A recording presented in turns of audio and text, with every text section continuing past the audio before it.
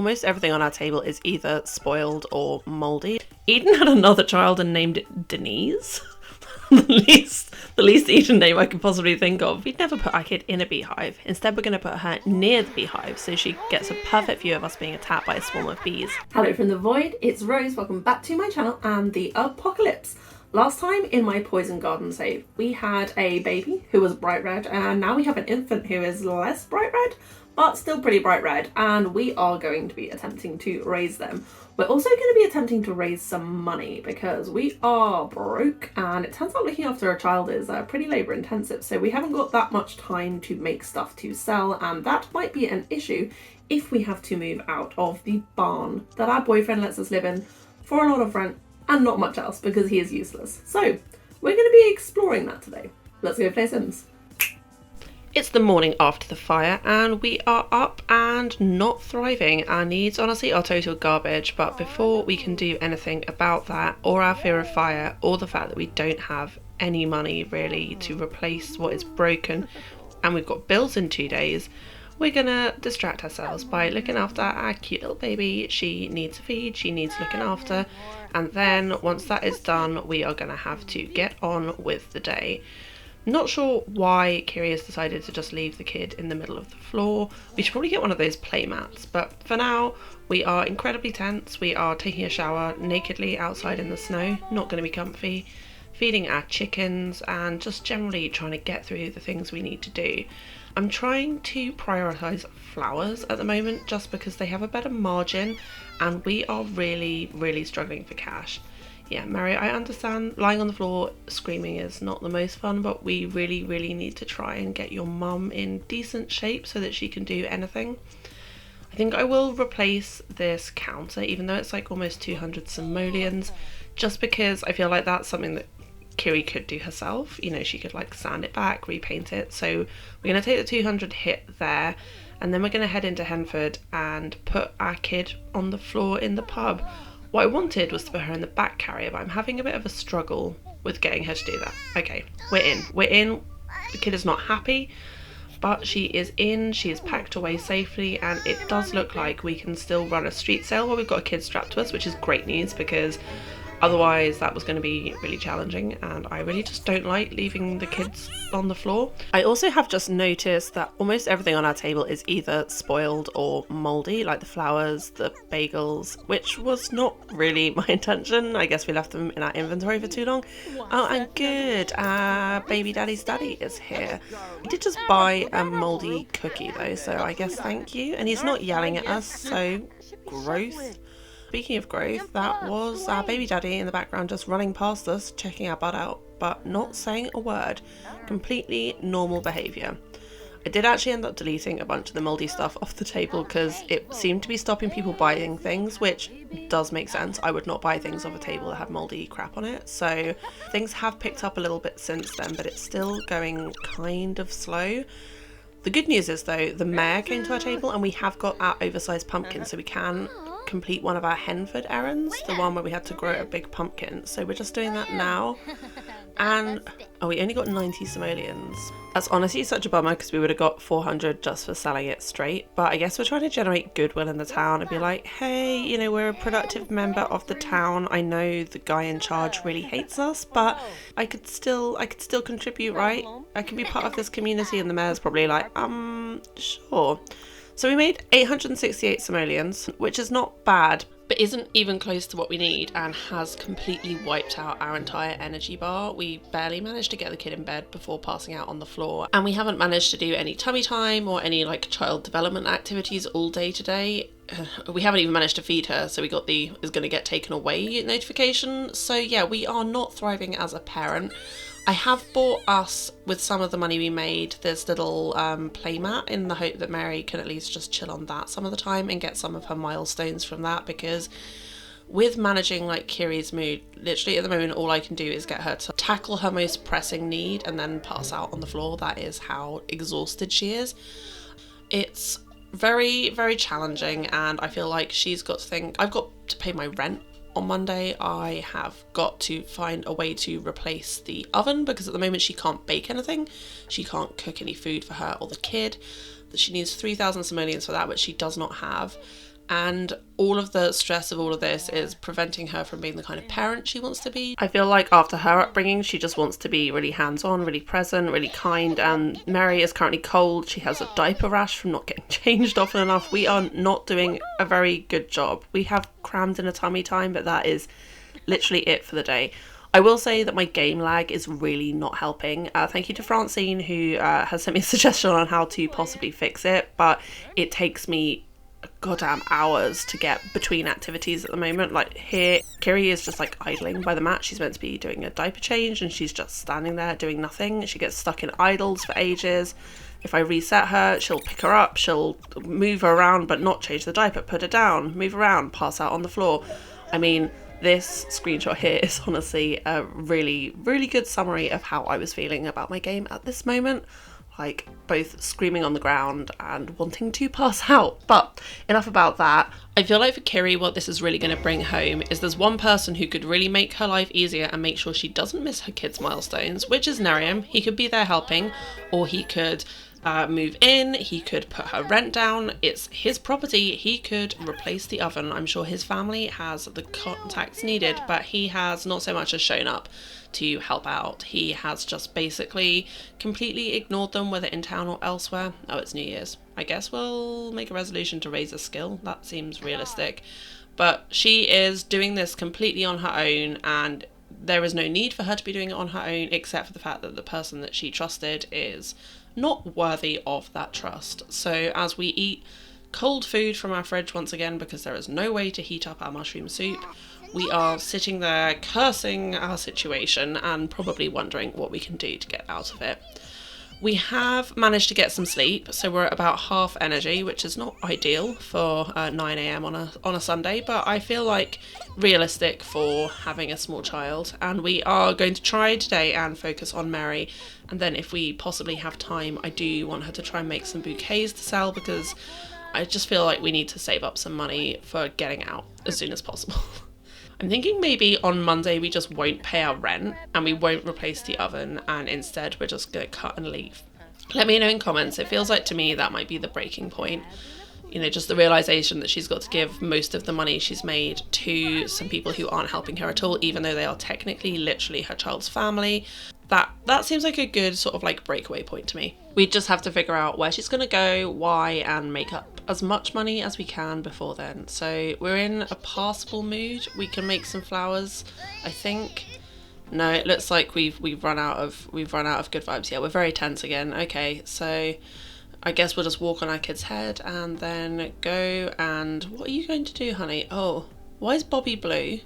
Bobby, where are you? Why? Oh my goodness. Did you just come out of the river? Okay, is this why people are arriving at my front door like bright blue and always freezing cold? Why are they swimming across the river to come to my house? This is not even near my house. This is like way up by Nerium's family. Like, this is insanity, but that does make sense why people keep arriving at my door in like swimwear. Okay, we've got Bobby and we've got Nerium. This is maybe going to be a showdown. He's being nice and talking about cakes. Can we all go inside, please? Bobby hasn't met Mary yet, I don't think, so we can do a little intro there, and maybe we can use her presence to shame Nerium into replacing our oven. I mean, I know there's no game mechanic for that, but I'd like to try nonetheless. Apparently they've never met before. They're doing like an intro, but I definitely introduced them previously, so maybe Nerium's pretending not to remember that he's met Bobby and like thrown her out of the house, although I don't know why they're just repeatedly waving at each other. Is this some sort of passive-aggressive game of, no, you're a dick, no, you're a dick, no, we're better friends? Yeah, this is getting repetitive, and Kiri's just like, okay, I'm gonna go hang out with my child and leave you guys to this game of waving, whatever it is. Okay, let's give our kiddo to our friend to say hi. We got a milestone for that, but also some negative friendship, so I don't know if Kiri didn't appreciate being handed off or what. Either way, it's done, and it looks like Bobby is going to put her in her crib, maybe so that Kiri can confront Nerium about the fire. Oh good, Nerium's dad is here too. Always a fun party when Abris is here. What is that? He says, I don't like you very much right now. Feeling bitter over a few things I'll get over eventually or not. Are you serious, dude? You're feeling bitter about us? You invited us to move in, completely ignored us, charged us rent, haven't fixed our oven which caught fire, so we can't cook. You got us pregnant, you don't hang out with your child, you don't defend us against your dad, you rejected our proposal and you're bitter? Like, honestly, even his dad is like yelling at him.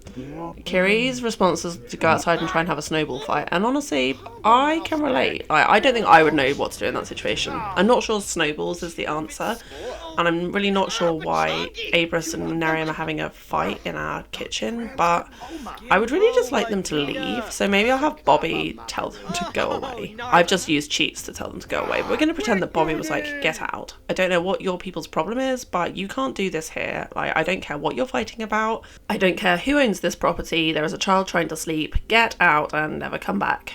I mean, never coming back, perhaps unrealistic, but I feel like she's definitely going to have some words for her friend. Like, seriously, that's the family you want to be part of.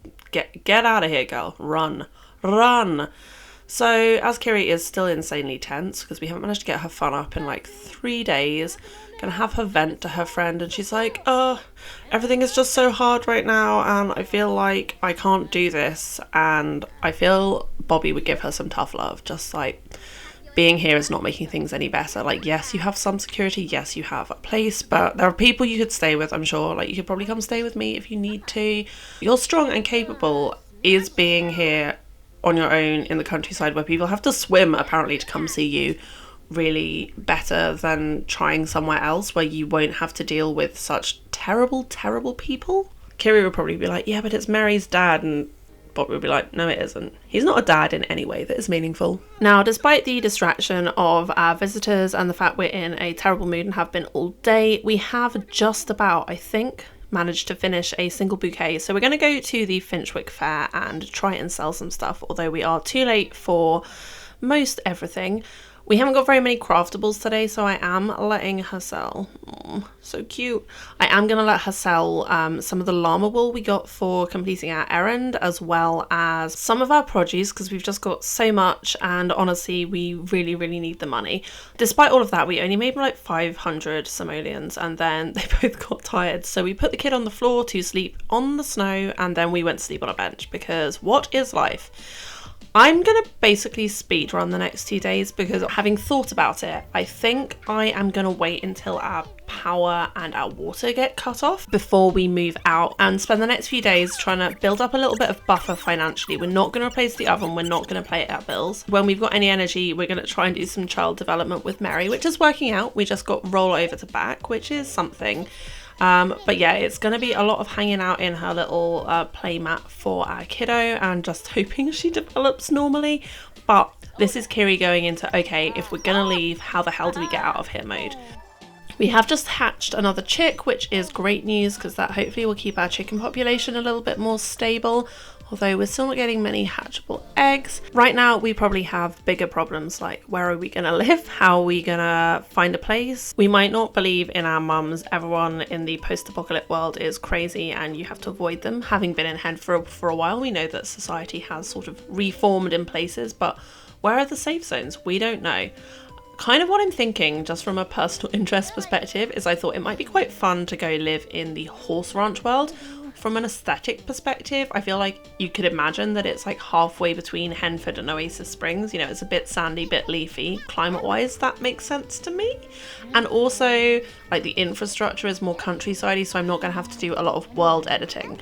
So yeah, let me know what you think of, I don't know what it's called, Chestnut Ridge? Evergreen Banana? Oh, they're all called something like that. The horse ranch world.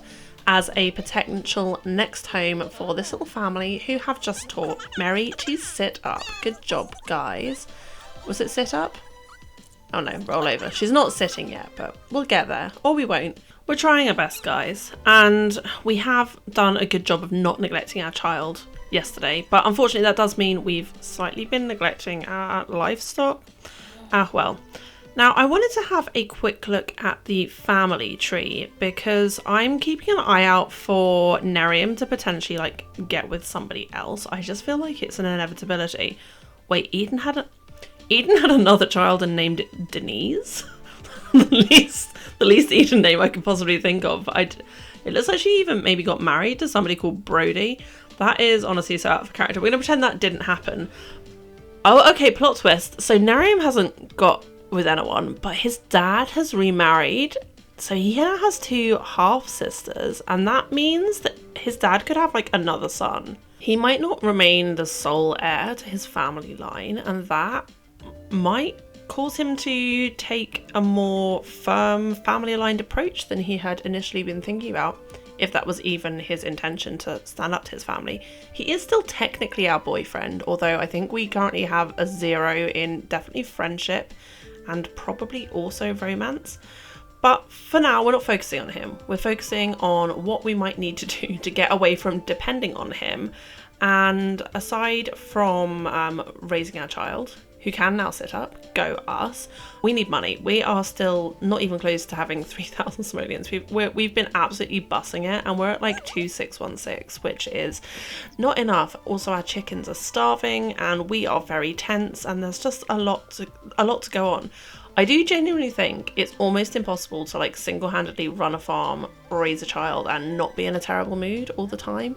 I mean, maybe I'm just doing something wrong. I'm not sure why we've got technophobe exhaustion. We don't have any technology, but I guess we could just put our kid in a beehive and see what happens. Now, I'm just kidding. We'd never put our kid in a beehive. Instead, we're going to put her near the beehive so she gets a perfect view of us being attacked by a swarm of bees and learns to fear them as is proper. She does also seem to have some soap suds stuck on her head from her bath earlier, so that's a fun glitch. Her hair colour also changes every time we clean her, which is not ideal. But many things are not ideal. The fact that we're walking around in a stench of our own making and apparently trying to breastfeed whilst wearing a beekeeping suit are also not ideal. But at this stage, I honestly am in survival mode. I'm just like, right, what can we get done? I'm leaving our toddler to butt shuffle her way across our entire lot. I don't care if you're stinky, girl. I don't care if you're dirty. I don't care if you're smelly. I do care if you die, but anything short of that, we're just going to let happen in an attempt to gather as much sellable stuff so we can get some cash money before we move out. It's currently Monday night. I think we're targeting Wednesday night to move out, so that'll probably be beginning of the next episode because I think we're going to wrap this one up in a minute.